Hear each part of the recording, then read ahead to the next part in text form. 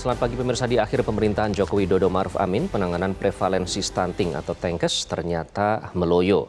Berdasarkan Survei Kesehatan Indonesia, prevalensi stunting pada 2023 tercatat sebesar 21,5% atau hanya turun 0,1% dari prevalensi tahun 2022. Padahal target penurunan TENKES pada 2023 mencapai 3,8%. Dengan kata lain, penurunan prevalensi stunting pada 2023 sangatlah kecil dan jauh dari target.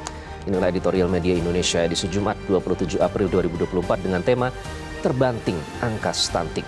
Bersama saya Iqbal Himawan. Anda juga bisa berpartisipasi dan berinteraksi melalui telepon interaktif di nomor 021 583 99 100. Dan pagi ini sudah hadir bersama saya anggota Dewan Redaksi Media Group Kania Sutisnawinata. Mbak Kania, selamat pagi. Selamat pagi Iqbal. Semoga kita dijauhkan dari angka stunting ini ya.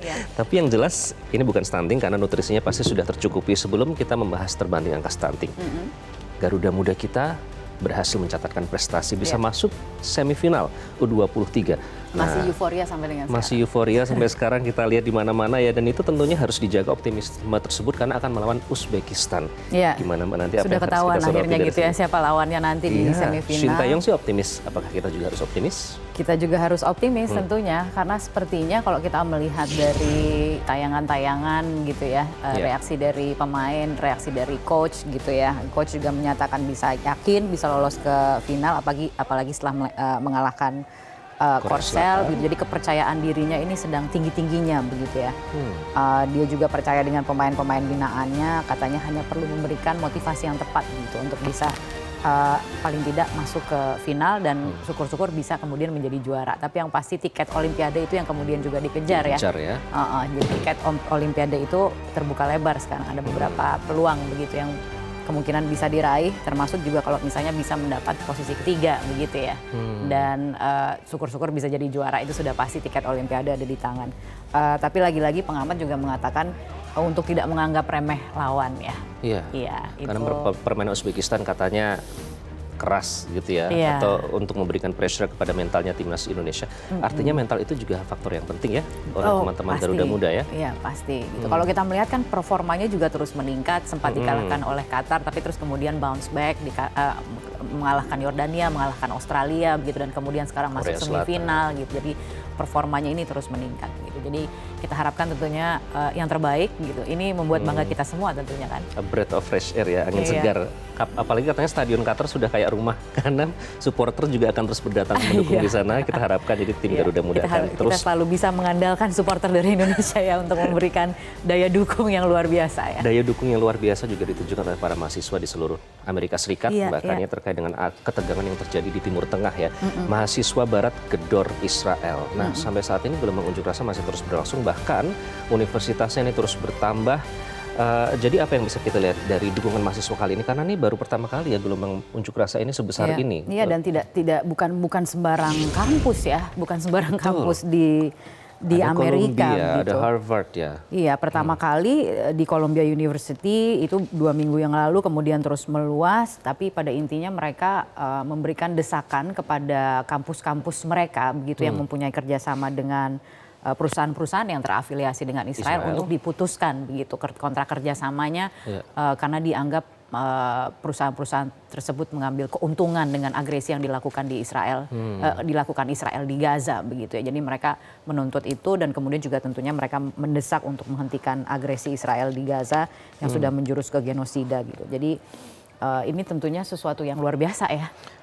Karena tidak hanya di Amerika, terus meluas ke negara-negara lain gitu, negara-negara di Barat begitu ya. Di kampus-kampusnya itu juga bergerak menuntut hal yang sama, dan ini tentunya sesuatu yang luar biasa yang mudah-mudahan didengarkan gitu. Karena kalau kita melihat kan PM Israel Benjamin Netanyahu yang kemudian juga mulai merasa terganggu gitu ya dengan gelombang aksi demonstrasi yang terjadi di kampus-kampus di Amerika Serikat ini, bahkan menuntut untuk segera dihentikan, tapi Biden menolak secara terbuka, mengatakan bahwa negaranya mendukung gitu. Karena itu bentuk free speech ya dari para mahasiswa dari kampus ya. Iya, betul. Ini juga mungkin kalau bisa dibilang kayak ekspresi keputusasaan, karena ternyata Mahkamah Internasional PBB terkesan tidak didengarkan oleh Israel, maka akhirnya mahasiswa bergerak begitu ya Mbak. Ya, dan pengamat-pengamat juga mengatakan bahwa kemudian melihat dari aksi demonstrasi yang meluas seperti sekarang ini, aksi demonstrasi demonstrasi yang dilakukan oleh mahasiswa di kampus-kampus ternama, gitu. Jadi bukan kampus sembarangan. Itu menunjukkan bahwa agresi Israel ini sudah melanggar nilai-nilai kemanusiaan. Jadi sekarang kemanusiaan yang dikedepankan begitu. Nah ini yang kemudian diperlihatkan dengan adanya gelombang yang semakin hari semakin membesar, dan jangan lupa bahwa intimidasi juga sekarang sudah, intimidasi dan tekanan dari polisi ya juga sudah mulai diturunkan untuk mengamankan gelombang demonstrasi yang terjadi di kampus-kampus. Iya, 200 yang ditangkap. Tapi dibandingkan dengan misalnya apa yang terjadi di Gaza begitu. Sampai saat ini. Sampai dengan saat ini lebih dari 30.000 rakyat Palestina yang terbunuh, banyak diantaranya adalah dominan malah anak-anak begitu ya. Terakhir kita melihat ada pesan dari anak-anak di Gaza ya, yang kemudian ditujukan kepada mahasiswa di Amerika Serikat. We sees you, kami melihat teman-teman semua yang juga mendukung solidaritas gitu ya. Jadi lagi-lagi ini soal kemanusiaan, dan mudah-mudahan ada perubahan lah begitu dengan adanya tekanan atau gelombang mahasiswa. Oke, jadi semoga pertikaian di Timur Tengah ini tidak sampai berlarut-larut, warga sipil menjadi korbannya. Dan pertikaian yang jangan sampai berlarut-larut juga di KPK nih, bahkan ini juga menjadi sorotan ya. Jadi ada apa? Kesannya ini kok ada konflik internal, jangan sampai mengirimkan pesan yang salah kepada publik. Ada konflik internal, tapi kemudian malah justru kontraproduktif begitu ya, di saat KPK dibutuhkan untuk terus meningkatkan kinerjanya untuk memberantas korupsi. Kita melihat malah sekarang ada pertikaian yang terjadi antara Wakil Ketua KPK dengan anggota Dewas KPK gitu, Albertinaho. Ini bukan sembarang orang juga begitu yang kemudian disinyalir, ada yang mengatakan seperti itu ya, bahwa ini kemungkinan besar karena mungkin Nurul Gufron punya ini semacam intimidasi yang dilakukan begitu ya, karena Nurul Gufron itu punya kasus etik juga gitu yang sedang sekarang diusut oleh Dewas sedang diusut gitu dan lain sebagainya. Tapi apapun itu, karena kemudian ada juga yang mengatakan bahwa ini bukan berantem, katanya ini kan hanya perbedaan persepsi dan lain sebagainya gitu. Tapi pada kenyataannya sekarang terbuka di publik dan tentu mengirimkan sinyal yang tidak bagus gitu ya ke publik, di saat seharusnya KPK ini sekarang fokus ke pemberantasan korupsi, malah akhirnya malah justru yang sekarang terekspos adalah soal permasalahan internalnya gitu, yang harusnya bisa diselesaikan secara internal. Dikatakan bahwa ini bukan atas nama lembaga, ini adalah atas nama pribadi dan lain sebagainya ya, tapi kita percaya bahwa kan dibilang katanya ini untuk saling kontrol gitu, saling mengontrol gitu ya. Nah, rasa-rasanya kok tidak seperti itu ya. Menggunakan seperti itu. Karena ini kan Dewas ya. Oke, apalagi sekarang lembaga-lembaga lain juga sedang bergerak memberantas korupsi di Indonesia ya. Oke, jangan sampai nanti karena konflik ini angka pemberantasan korupsi jadi stunting atau tidak bergerak begitu di bawah standar. Nah, stunting nih, terbanting angka stunting. Kenapa media Indonesia menyorot tentang stunting ini, Mbak? Ya, karena tapi sudah pernah dengar istilah stunting ya? Stunting sudah ya, sering sekali kita dengar sudah lebih populer lah dibandingkan sekarang beberapa sudah tahun lebih yang lalu. Apalagi sering diucapkan oleh para calon kepala daerah atau pejabat yang berjanji begitu. Ya, ini janji-janji diucapkan gitu. Karena stunting ini memang berbahaya ya, karena yang kemudian menjadi korban adalah anak-anak kita, karena stunting itu adalah gangguan pada perkembangan anak yang disebabkan oleh gizi buruk atau malnutrisi pada ibu hamil gitu. Jadi di Indonesia ini masih menjadi masalah kesehatan yang banyak begitu, dan nyatanya kan stunting seperti dianggap bukan masalah yang cukup serius ya, karena kalau kita melihat dari angka penurunannya tahun kemarin itu hanya 0,1%, padahal targetnya di tahun ini harus turun sampai dengan 14% gitu. Sekarang angkanya masih di 21,sekian% begitu. Jauh apakah dari target, kemudian bisa terkejar atau tidak gitu. Tapi memang yang namanya target itu kan memang cuma sekedar angka ya. Karena sudah ada sinyal-sinyal sekarang katanya mau direvisi gitu. Nah, tapi rasa-rasanya kok bisa-bisa saja ya angka direvisi, namanya juga angka gitu ya. Tapi kan itu tidak menyelesaikan masalah, tidak menguburkan masalah gitu. Jadi kalau targetnya itu adalah bagaimana ancaman terhadap masa depan generasi anak-anak Indonesia loh ini, kan harusnya bisa menjadi prioritas, bahkan super prioritas untuk bisa menurunkan angka stunting sesuai dengan target di akhir tahun ini di angka 14%. Oke, namun kalau melihat dari angkanya, progresnya juga ternyata masih terkesan belum menjadi super prioritas kalau kata Mbak Kania itu. Nah, itu yang akan kita bahas ya dalam editorial Media Indonesia kali ini. Kita akan saksikan bersama terbanting angka stunting.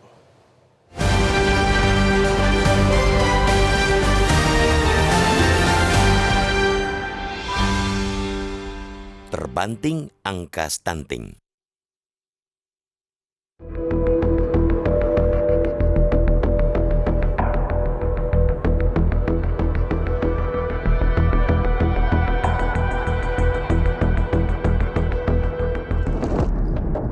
Di akhir pemerintahan Joko Widodo Ma'ruf Amin, penanganan prevalensi stunting atau TENKES ternyata meloyo. Berdasarkan Survei Kesehatan Indonesia atau SKI, prevalensi stunting pada 2023 tercatat sebesar 21,5%, hanya turun 0,1% dari prevalensi 2022. Padahal target penurunan TENKES pada 2023 mencapai 3,8%. Dengan kata lain, penurunan prevalensi stunting pada 2023 sangat kecil dan jauh dari target. Wakil Presiden yang juga Ketua Pengarah Pencepatan Penurunan Stunting, Ma'ruf Amin pun meminta evaluasi menyeluruh terhadap program percepatan penurunan angka TENKES yang terus melambat. Wapres juga membuka wacana untuk mengoreksi target prevalensi stunting yang termuat dalam RPJMN 2020-2024. Tahun ini, TENKES ditargetkan turun menjadi 14%. Jika berpijak pada angka stunting tahun lalu yang 21,5%, pemerintah mesti mengejar penurunan 7,5%. Hampir mustahil kalau melihat capaian lemah tahun lalu. Presiden Jokowi pun pernah mengungkapkan target menjadikan prevalensi stunting menjadi 14% pada tahun ini adalah suatu hal yang tidak mudah dan ambisius. Sama ambisiusnya dengan janji kampanye Joko Widodo Ma'ruf Amin pada Pilpres 2019 lalu yang bahkan menargetkan zero stunting alias nihil kasus TENKES. Ketika itu pada akhir 2018 Joko Widodo menegaskan ia merasa malu dengan adanya kasus stunting. Karena itu ia menginginkan jangan sampai ada lagi kasus gizi buruk dan stunting di perdesaan. Itulah alasan dia sesumbar bakal menihilkan kasus stunting. Kini di penghujung pemerintahan, Joko Widodo dan Ma'ruf Amin kompak mengakui target yang mereka buat terlalu berlebihan dan tidak mungkin tercapai. Mereka seakan melempar handuk putih di tarikan nafas terakhir pemerintahan ini. Presiden Joko Widodo yang kerap tampil di depan panggung dengan menebar sikap dan pemikiran positif demi menumbuhkan optimisme dan harapan publik pun kini harus realistis melihat fakta. Realitas pada akhirnya telah memaksanya untuk menjadi realistis. Namun, itu saja belum cukup. Persoalan TENKES adalah persoalan generasi masa depan. Siapapun pemimpin bangsa ini, penanganan masalah TENKES sama sekali tak boleh dianggap enteng. Pemimpin amat diharapkan mampu bertindak secara lebih konkret, lebih kreatif, dengan mendayagunakan seluruh sumber daya yang dimiliki. Evaluasi menyeluruh terhadap program percepatan penurunan angka TENKES yang terus melambat mesti segera dilakukan. Dengan anggaran penanganan stunting nasional yang mencapai 30 triliun rupiah pada 2023, tapi hasilnya hanya mampu menurunkan angka prevalensi 0,1%. Bukankah itu sebuah kegagalan besar yang mesti disikapi dengan super serius? Identifikasi faktor penyebab kegagalan harus dipercepat, sehingga tahu titik-titik kebijakan mana yang perlu diperbaiki atau dirombak. Lalu, tentukan fokus penanggulangan yang tepat, sehingga langkah-langkah intervensi pemerintah juga bisa tepat sasaran. Salah satu kritik yang sering disampaikan ke pemerintah ialah ikhwal ketidaktepatan fokus program. Misalnya, ada yang berpendapat intervensi stunting saat ini lebih fokus menyasar anak yang sudah lahir. Padahal, intervensi pencegahan mestinya dilakukan mulai dari pemberian edukasi soal TENKES pada calon pengantin dan ibu hamil hingga pengendalian kelahiran. Pendeknya, angka prevalensi stunting bakal sulit diturunkan apabila negara justru terus-terusan salah fokus dalam penentuan kebijakan dan intervensinya. Memilih langkah paling instan dan mudah dengan mengubah deretan angka-angka yang selama ini menjadi target sah-sah saja. Akan tetapi, itu ibarat hanya pelarian dari masalah yang sesungguhnya. Angka TENKES memang harus ditekan sekecil-kecilnya karena hal itu akan menentukan kualitas generasi emas bangsa ini nanti. Tidak elok kiranya kalau Presiden dan Wakil Presiden justru buru-buru angkat tangan dan memilih merevisi target penurunan prevalensi stunting.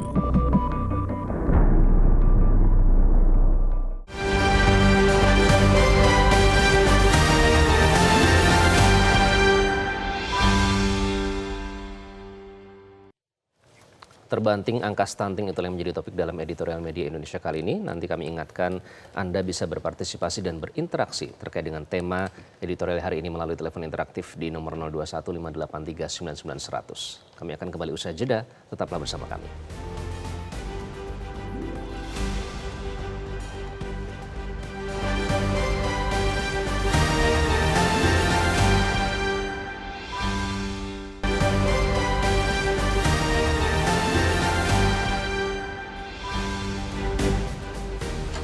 Anda kembali di editorial media Indonesia, pemirsa masih membahas terkait dengan angka stunting dan penanganannya di Indonesia saat ini, terbanting angka stunting. Dan untuk membahas tema editorial hari ini, kita langsung bergabung melalui sambungan telepon dengan Guru Besar Departemen Gizi Masyarakat IPB, Profesor Ali Komsan. Prof. Ali, selamat pagi, apa kabar? Selamat pagi, Alhamdulillah, terima kasih. Alhamdulillah sehat. Prof. Ali, kalau kita lihat dari angka ya, data yang didapatkan, ini penurunannya 0,1% dalam 1 tahun kemarin. Menurut Anda bagaimana angka ini? Apa yang ditunjukkan oleh angka penurunan ini? Ya, ini merupakan salah satu kegagalan dari program-program stunting karena kita ternyata hanya mampu menurunkan 0,01%. Padahal sebenarnya 0,1%. Padahal sebelumnya kita sudah berhasil untuk menurunkan hampir 3% pada tahun sebelumnya. Nah, oleh karena itu yang harus dilakukan adalah bagaimana kita bisa melakukan evaluasi terhadap program-program stunting yang saat ini ada. Jadi kalau kita melihat program stunting yang saat ini digagas oleh pemerintah adalah yang disebut dengan program sensitif dan program spesifik. Kalau kita bicara program spesifik itu menjadi ranahnya kesehatan, sedangkan program sensitif itu menjadi ranahnya non-kesehatan. Nah, oleh karena itu dengan besaran anggaran yang sudah puluhan triliun dan kita hanya mampu menurunkan 0,1%, maka harus ada bagaimana kita melakukan evaluasi terhadap program. Saya mengusulkan agar karena stunting itu terkait dengan asupan gizi, dan Pak Jokowi juga sudah menekankan bahwa anak stunting jangan diberi biskuit, ya, tetapi berilah pangan hewani. Nah, pangan hewani ini yang paling mudah sebenarnya adalah telur dan susu, relatif disukai anak-anak, dan manajemennya itu mudah di level rumah tangga. Itu, Mas Iqbal. Oke, nah itu artinya kan sebenarnya sudah bisa terpetakan ya, sudah jelas apa yang harus disosialisasikan. Nah, apakah menurut Anda edukasi dan sosialisasi itu sudah sampai ke masyarakat dan apakah sudah tepat sasaran, Pak? Kalau sosialisasi saya kira sudah dilakukan, demikian pula edukasi kepada masyarakat. Tetapi saya tidak melihat suatu gerakan yang sangat besar terhadap bagaimana pangan hewani ini bisa sampai kepada sasarannya itu anak-anak stunting. Jadi kalau sekarang anak stunting itu sekitar 20%, maka itu adalah sekitar 6 juta anak Indonesia. Jadi bagaimana kita bisa memberikan bantuan pangan hewani tadi kepada anak-anak stunting secara menyeluruh, ya, bukan hanya parsial. Karena saya pernah melihat bahwa anak stunting yang diberi bantuan pangan itu kalau sekaligus dia menderita berat badan kurang atau underweight. Nah, ini kalau begitu maka banyak anak stunting yang juga menjadi tidak terkena sasaran. Karena dari riset kami membuktikan bahwa anak-anak stunting yang sekaligus underweight itu hanya sekitar 20-30%. Berarti sisanya itu tidak akan mendapat sentuhan program bantuan pangan yang memadai karena dia tidak menderita underweight, hanya stunting saja.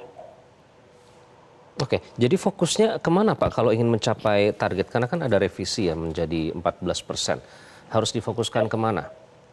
Jadi intinya adalah kalau akan merevisi target dari 14%, katakanlah menjadi 18 atau 19%, itu saya kira merupakan kebijakan pemerintah. Tetapi saya menginginkan bahwa sebagai pengamat gizi seharusnya program-program yang kalau saya menyebutnya itu food-based approach, pendekatan pangan itu harus menjadi prioritas. Kita memahami bahwa persoalan stunting juga terkait dengan persoalan sanitasi, buruknya jamban atau toilet yang dimiliki rumah tangga. Tetapi saya melihat bahwa kemiskinan itu menjadi hal yang sangat kompleks dan itu seringkali melandasi terjadinya problem-problem gizi termasuk stunting. Jadi alangkah baiknya kalau akses pangan, terutama pangan hewani yang sekarang ini dianggap mahal oleh masyarakat, itu dibantu oleh pemerintah. Jadi beberapa industri swasta sekarang sudah melakukan intervensi-intervensi hanya berfokus kepada pemberian pangan hewani, dan itu hasil evaluasinya saya kira cukup bagus. Bahkan ada penelitian di luar yang menunjukkan bahwa kalau kita mau memberi telur saja sehari 1 butir selama 6 bulan pada anak stunting, itu bisa mengentaskan 47% anak-anak penderita stunting. Dan ini tulisan-tulisan dari luar negeri, dari jurnal yang sudah diteliti dengan baik, ini harusnya bisa menjadi landasan bagaimana kita bisa merumuskan kebijakan food-based approach yang sangat dibutuhkan oleh anak-anak stunting. Oke, lalu di mana peran penting orang tua, Prof? Kalau kita melihat, karena peran orang tua ya tentunya sangat penting ya untuk menjaga agar anaknya tidak stunting. Ya, saya kira orang tua ini kalau yang rajin datang ke posyandu mungkin sudah memperoleh ya informasi tentang apa itu stunting dan bagaimana mengatasinya. Dan ini adalah hal yang sudah sangat baik ya. Dan kalau saya melihat pola makan yang terkait stunting itu pasti terkait dengan income atau pendapatan masyarakat. Dan tadi sudah saya katakan bahwa akses pangan, terutama pangan hewani, itu yang rasanya sulit dipenuhi oleh masyarakat untuk memenuhi anjuran gizi seimbang. Nah, oleh karena itu pemerintah tidak ada salahnya untuk memberikan bantuan-bantuan spesifik berupa pangan tadi kepada anak-anak yang memang sudah teridentifikasi stunting. Karena saat ini pemerintah daerah saya kira sudah mengidentifikasi by name, by address di mana anak stunting itu berada, alamatnya di mana, orang tuanya siapa, sehingga saya kira harusnya tidak ada lagi salah sasaran kalau kita mau membantu anak stunting dengan pendekatan food-based approach tadi. Oke, itu penanganan ya, Prof ya. Bagaimana dengan pencegahan atau antisipasi terutama bagi para ibu hamil?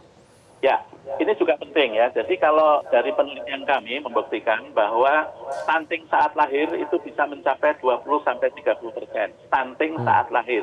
Ketika lahir panjang badannya kurang dari 48 cm. Dan itu pasti diawali dengan apa yang namanya ibu hamil kurang energi kronis. Nah, oleh karena itu kita semua sangat berharap bahwa identifikasi ibu hamil kurang energi kronis itu harus diatasi selama proses kehamilannya dengan memberikan bantuan pangan kepada mereka.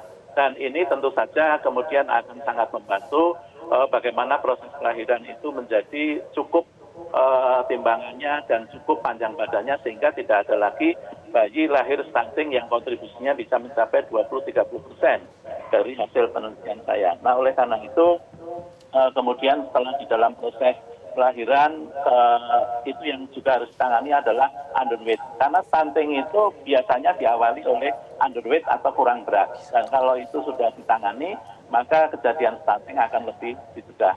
Dan oleh karena itu di dalam posyandu atau puskesmas kita jangan hanya sibuk mengatasi gizi buruk ya, tetapi gizi kurang pun ini harus menjadi perhatian kita semua. Oke, Prof, ini kan stunting ini bukan sekali dua kali kita dengar ya, bahkan kita selalu dengar dari janji para pejabat negara yang sedang berkompetisi begitu. Nah, takutnya kan menjadi dinormalisasi begitu, kayak ya sudah stunting sudah ada, tergantung nanti bagaimana cara penanganannya. Tentu ini tidak kita inginkan. Nah, dampaknya itu apa sih, Prof, kalau ini dibiarkan, dan mungkinkah kita mencapai zero stunting atau 0%?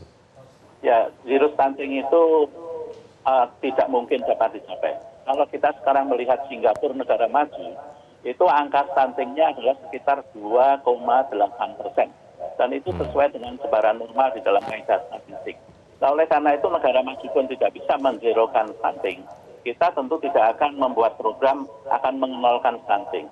Tetapi kalau zero new stunting itu sangat mungkin. Zero new stunting itu kalau bisa anak yang lahir tidak lagi stunting.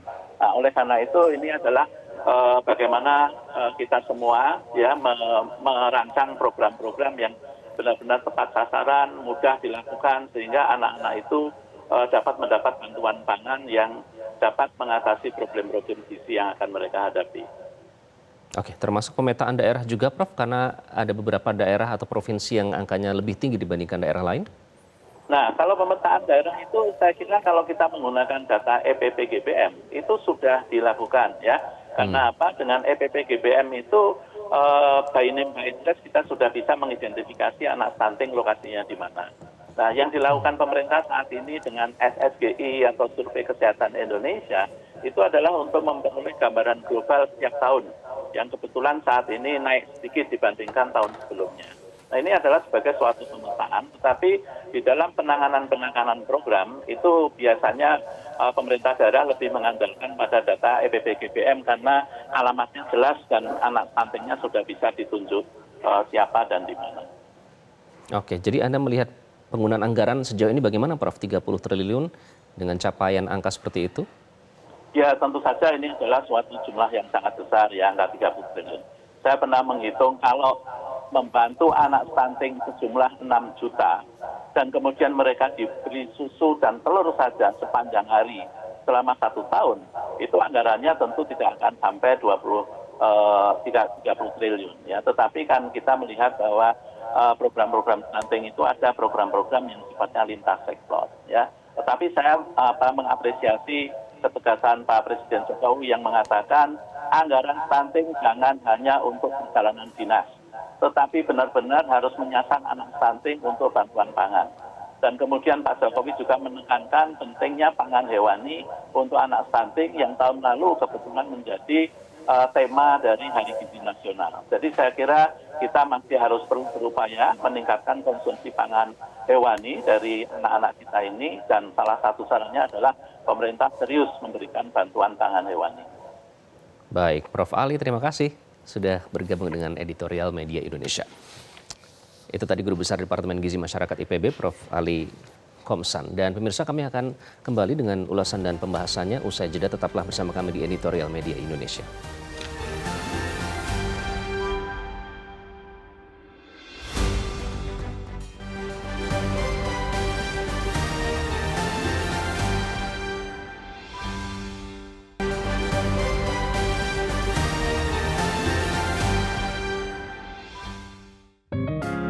Media Indonesia mengajak Anda untuk mengakses fitur premium e-paper. Dengan sajian konten berbasis intelektual dan meneguhkan kebangsaan, Media Indonesia tampil dengan lebih dinamis melalui e-paper Media Indonesia yang dapat Anda akses kapan saja, di mana saja. Caranya mudah, download aplikasi Media Indonesia di Android atau ketik link e-paper.mediaindonesia.com atau bisa scan QR Code pada layar kaca Anda. Klik tab e-paper di bagian samping layar tablet Anda, daftarkan data diri, serta pilih paket berlangganan e-paper Media Indonesia sesuai dengan kebutuhan Anda. Nikmati juga bonus spesial tambahan 4 halaman rubrik fokus setiap hari. Semua bisa Anda dapatkan hanya di e-paper Media Indonesia. Untuk informasi lebih lanjut, hubungi customer service di nomor 0811 1201 2018 atau kunjungi media sosial @Media Indonesia. Media Indonesia, referensi bangsa.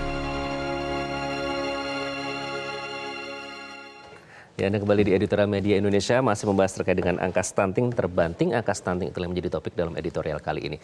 Kami undang Anda untuk berpartisipasi dan memberikan opini Anda, pemirsa. Yang pertama ada Pak Edward dari Curug Bengkulu. Pak Edward, selamat pagi, apa kabar? Selamat pagi, Metro TV. Ya, silakan Pak Edward. Jadi begini, kita lihat kita sebenarnya ada kecewa dengan penurunannya, turunnya tidak tercapainya target dengan stunting yang cuma tercapai 0,1%. Berapa berat untuk membalikan agar bisa tercapai target sebenarnya minimal 14% yang pada tahun 2020. Tetapi banyak faktor yang saya pikir harusnya kan banyaknya kasus ini di desa-desa, di kampung-kampung. Ini tugas kepala desa dan lain-lain ini kemana? Itu kan ada dana desa yang 1 miliar per tahun. Kalau mereka gunakan untuk membantu keluarga-keluarga miskin, faktor ini kan keluarga miskin karena kurang gizi. Ini yang bisa jadi tegakan kemana dana desa itu jangan digunakan, cobalah untuk yang prioritas. Itu yang pertama. Yang kedua, petugas banyak di camat, di puskesmas pembantu di desa. Itu kenapa mereka tidak bisa bekerja maksimal gitu. Kalau lihat dari uraian dari tadi bahwa dana kesehatan tentang stunting itu sangat besar, triliunan rupiah. Harusnya sasarannya fokus ke sana. Jadi evaluasinya harus betul. Mudah-mudahan ini jadi pelajaran, jadi bahan evaluasi bagaimana petugas desa itu ujung tombak dari penanganan program-program pemerintah yang akan menangani masyarakat. Kita harapkan tugas desa fokus dengan itu. Ini masyarakatnya. Karena desa itu kan mengayomi seluruh masyarakat, seluruh rakyatnya. Kalau begini dana desa fokuskan syarat, walaupun bagian yang sudah cukup sebenarnya untuk menangani berapa penduduk desa. Satu desa paling parah orang, 100 keluarga. Dana 1 miliar itu kalau sekian persen aja dikasih dana cukup itu. Cuma kadang-kadang ini tadi dananya disalahgunakan. Mudah-mudahan diprogramkan baik.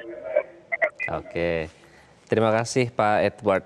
Kita selanjutnya ke Pak Ondo Silitonga di Bekasi, Jawa Barat. Pak Ondo, selamat pagi. Selamat pagi bukannya. Selamat pagi. Ya, silakan Pak. Iya, menghabiskan 30 triliun hanya untuk menurunkan 0,1% itu gatot namanya, gagal total kan. Petarung itu tidak boleh menyerah. Wakil presiden atau presiden itu jangan sampai lempar handuk dong. Yang penting sebenarnya bagaimana menghambat munculnya stunting baru. Kalau yang sudah ada itu ya tinggal dikasih nutrisi yang baru aja lagi untuk mengurangi supaya mereka bisa sekolah, otaknya jalan. Menurut saya stunting itu akibat malnutrisi ya. Jadi baik dari ibu hamil maupun bayi yang sudah dilahirkan. Untuk itu harus dilakukan evaluasi ulang, harus ada kebijakan politik yang serius dari pemerintah, tidak cuma janji-janji kampanye, menurunkan 14%, cuma janji-janji mulut saja yang tidak rasional. Harus fokus serius, mungkin perlu untuk membentuk satu dirjen stunting kali ya, di Depkes, atau badan tersendiri untuk meminimais stunting di setiap kabupaten kota.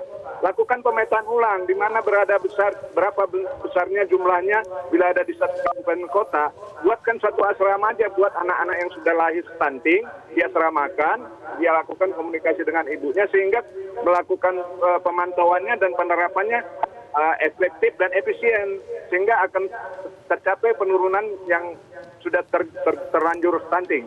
Perhatikan juga lingkungan, terutama keberadaan air dan sanitasi. Terakhir, harus menggunakan teknologi, terutama dalam melakukan monitoring yang baik untuk melakukan pemonitoring tentang hal-hal ibu-ibu hamil yang kurang nutrisi. Demikian, terima kasih. Oke, baik. Terima kasih Pak Ondo Silitonga atas poin-poinnya. Selanjutnya kita ke Ibu Indra di Cirebon, Jawa Barat. Ibu Indra, selamat pagi. Selamat pagi Bung Iqbal Himawan dan Mbak Tania Susti Winata. Assalamualaikum warahmatullahi wabarakatuh. Waalaikumsalam warahmatullahi wabarakatuh. Silakan Bu, bagaimana Anda mengamati soal stunting ini? Ya, Bung Iqbal dan Mbak Tania. Begitu mendengar dicanangkannya kita Indonesia ini terkena stunting begitu.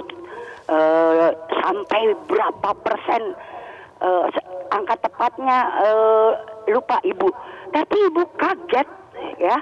21% Ibu. Nah betul, ya itu 21%. Sekarang kalau kita ambil 10% saja Bung Iqbal, jangan 21%.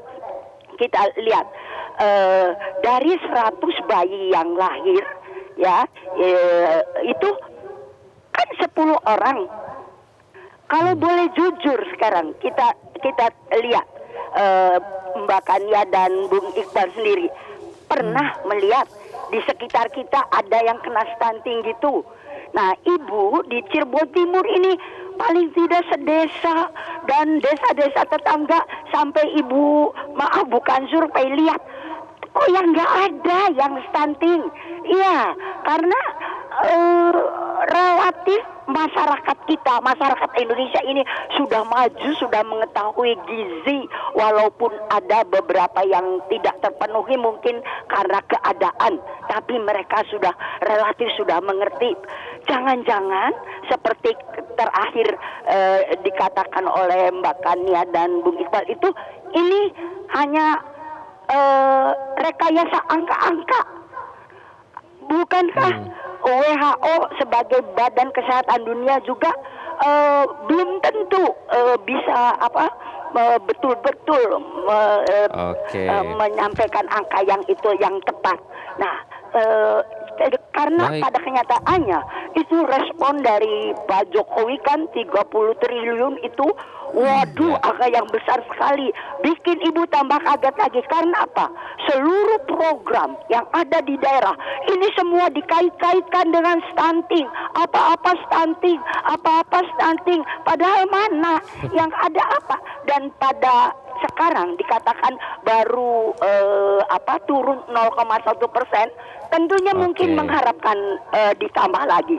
Nah, kita harus terima lihat. kasih Ibu Indra Ya, dari Cirebon, Jawa Barat sudah kami tangkap poinnya. Terima kasih Ibu Indra. Jadi bukan rekayasa tapi lebih ke angka itu dirilis oleh lembaga-lembaga institusi yang memang terkait dengan penanganan stunting. Selanjutnya ada Ibu Ines di Depok, Jawa Barat. Ibu Ines, selamat pagi. Selamat pagi, Mas. Ya, saya sebenarnya kurang setuju kalau cuma permasalahan stunting hanya permasalahan gizi aja. Di sini permasalahannya tuh lebih luas dari gizi, tapi juga masalah higienitas dan kadar posyandu sendiri yang udah kita punya di Indonesia tuh banyak banget. Ada sekitar 1 juta mungkin. Sementara hanya berapa persennya yang dilatih. Dan kadar-kadar posyandu ini yang justru bisa menyasar masyarakat yang di dalam, yang di daerah. Saya pernah ke daerah dan saya pernah dengar kalau di daerah timur khususnya masih banyak sekali ibu yang memberikan anaknya di bawah 2 tahun itu asupan berupa putih ke anak-anak bayinya, anak-anak yang baru lahir. Dan itu bukan karena mereka kurang akses terhadap makanan, tapi karena mereka belum ada edukasinya di sana, gitu. Jadi maupun sudah ada makanannya, kita sudah sediakan makanannya, tapi kalau mereka tidak ada edukasinya, apa yang mereka tahu, apa yang mereka harus kasih ke anak-anaknya kalau gitu. Oke, ada banyak faktor lain, ada higienitas, kemudian konsumsi tablet tambah darah, kemudian cara mengukur anak. Nah, itu kalau tidak diedukasikan ke kader-kader posyandu yang ada, bagaimana kader-kader posyandunya mau menyuluhkan ke rumah tangga.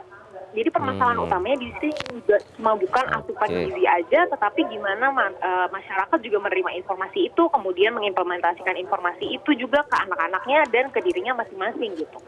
Menurut saya itu aja, Mas. Itu. Terima kasih. Baik. Terima kasih Ibu Ines bergabung dari Depok, Jawa Barat.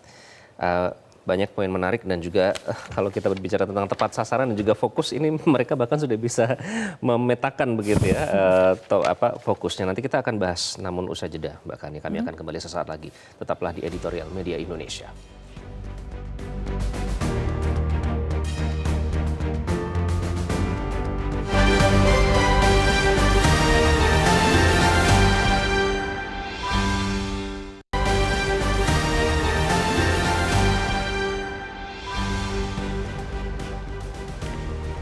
Anda kembali di Editorial Media Indonesia, pemirsa. Terbanding angka stunting. Tadi kita sudah mendengarkan langsung dari beberapa penelpon.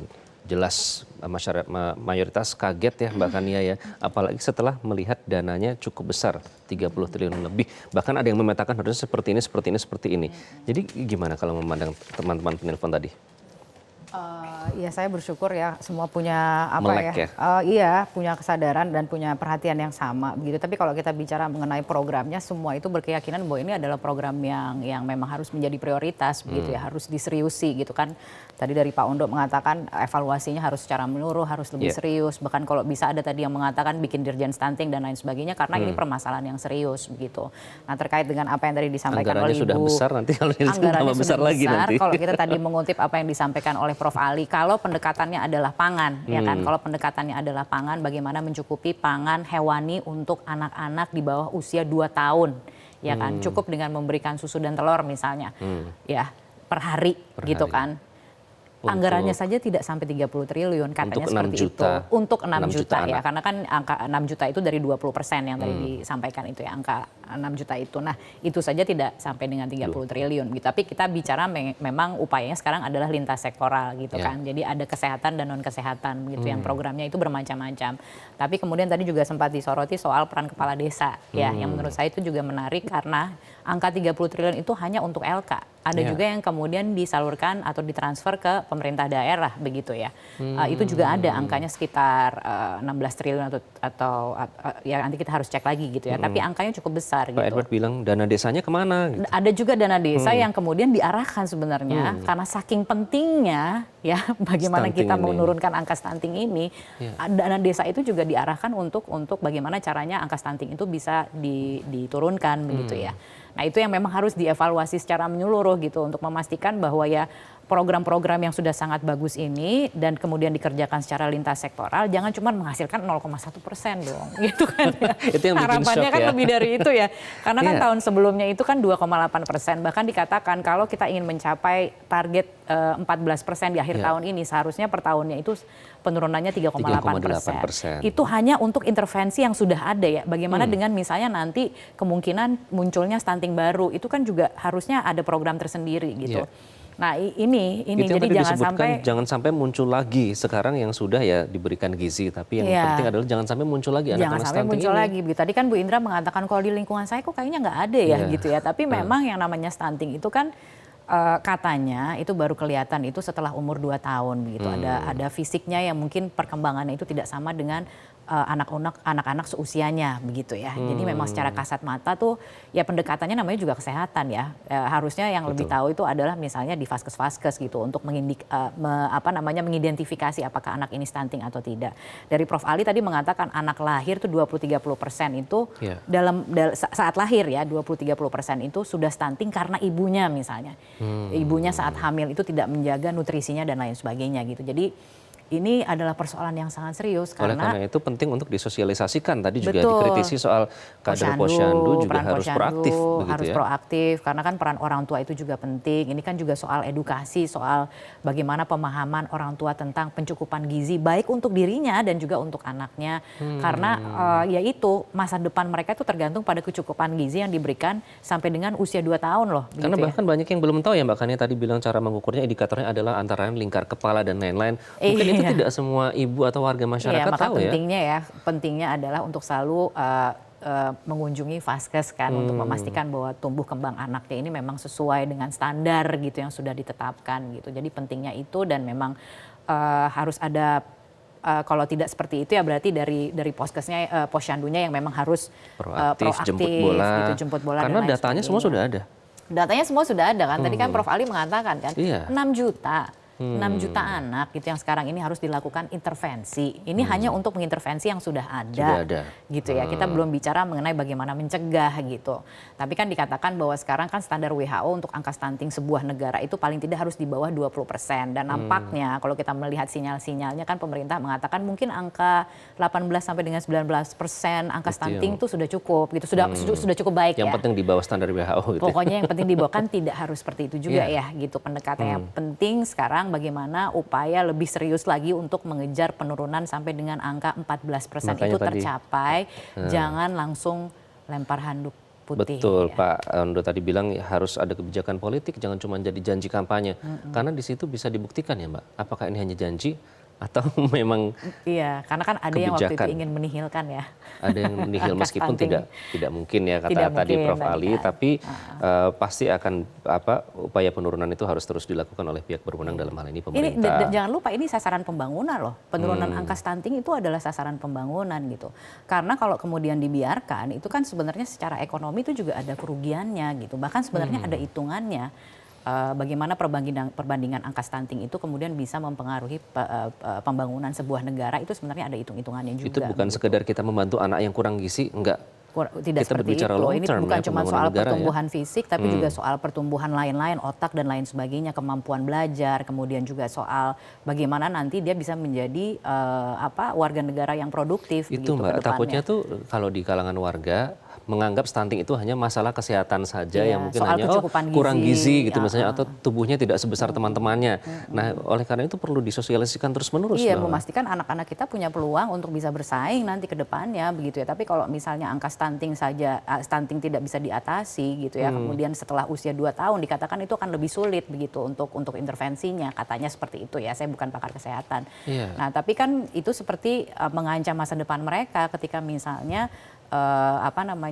mereka tidak punya kesempatan yang sama dengan anak-anak seusianya untuk bisa bersaing gitu karena secara kesehatan misalnya karena kan stunting ini juga dikaitkan dengan kemiskinan ya ada juga Betul. soalnya misalnya soal lingkungannya juga ada sosialnya juga jadi ada banyak faktor sebenarnya yang mempengaruhi angka stunting dan stunting itu banyak dikaitkan juga dengan kemiskinan gitu loh. Dan angka kemiskinan itu datanya ada. Ada. Ibu hamil juga ada datanya. Artinya Iya. ini kan sudah bisa difokuskan, dipetakan sebenarnya. Tadi kalau kata editorial menyatakan bahwa yang penting juga edukasi kepada calon pengantin dan ibu hamil, bahkan jauh sebelum anak itu lahir bisa dilakukan ya? Iya, iya gitu. Karena kan kita bicara soal bonus demografi dan lain sebagainya, itu tidak akan menjadi berkah kalau kemudian misalnya kesehatan mereka itu tuh tidak diawasi dari sejak dini dan memastikan bahwa mereka itu perkembangan tumbuh kembangnya itu tercukupi dari sejak usia bayi sampai dengan usia 2 tahun, dan kemudian mereka itu bisa tumbuh berkembang dan bisa bersaing gitu ke depannya sebagai warga negara yang produktif. Kalau gitu dibiarkan dampaknya apa ya Mbak?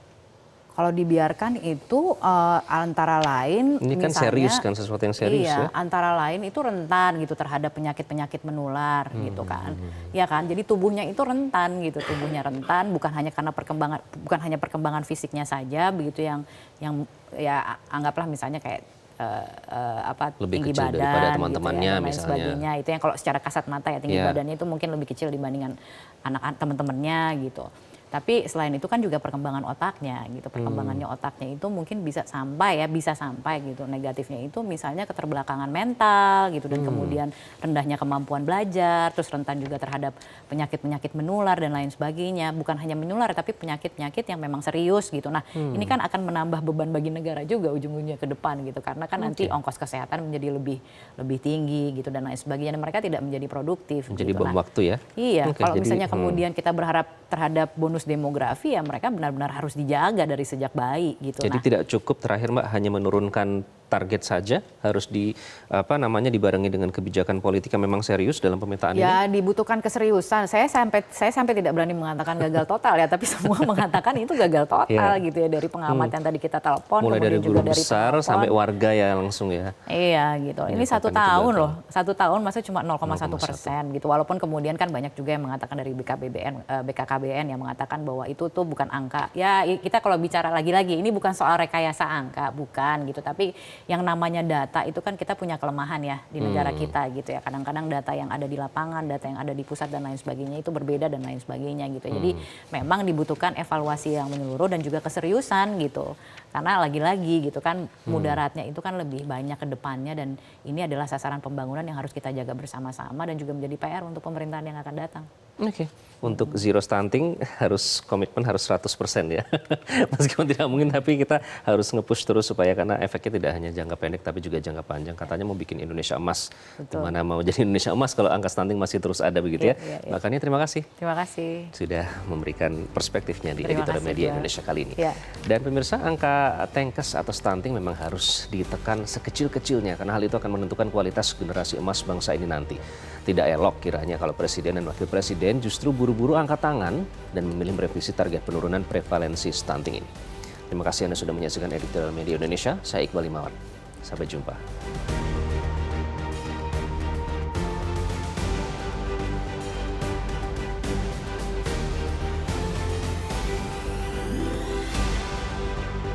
Jelajahi cara baru mendapatkan informasi. Download Metro TV Extend sekarang.